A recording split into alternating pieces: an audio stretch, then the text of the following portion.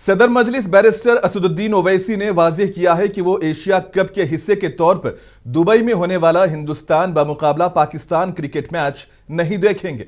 ओवैसी ने कहा कि मुझे ये जानकर हैरत हुई कि हम दुबई में पाकिस्तान के साथ क्रिकेट मैच खेल रहे हैं। इन्होंने कहा कि मैं ये मैच हरगिज नहीं देखूंगा। ओवैसी ने कहा कि जब वजीर आजम खुद कई बार कह चुके हैं कि पानी और खून एक साथ नहीं बह सकते और मुज़ाकिरात और दहशतगर्दी एक साथ नहीं चल सकते, तो आप पाकिस्तान के साथ क्रिकेट कैसे खेल सकते हैं। ओवैसी ने कहा कि हिंदुस्तान में क्रिकेट एक जुनून है और ये हर चीज को मफलूज कर देता है। पहलगाम के हालिया दहशतगर्दाना हमले में लोगों को उनके अहले खाना के सामने गोली मारकर हलाक कर दिया गया। इन्होंने कहा कि इस हमले ने उन्हें गहरा नुकसान पहुंचाया। यह वाकया इंतहाई सफ़ाकाना है। यह अफसोसनाक है कि किसी को उनके बीवी बच्चों के सामने गोली मारकर हलाक कर दिया जाता है। ओवैसी ने कहा कि जब इस तरह के मुजालिम हुए हैं तो पाकिस्तान के साथ क्रिकेट मैच खेलने का कोई फायदा नहीं है। हैदराबाद के रुकने पार्लियामेंट ने मजीद कहा कि ऐसे हालात में बीसीसीआई और मरकजी हुकूमत ने मैच की जो इजाजत दी है वो काफी तकलीफ दा बात है।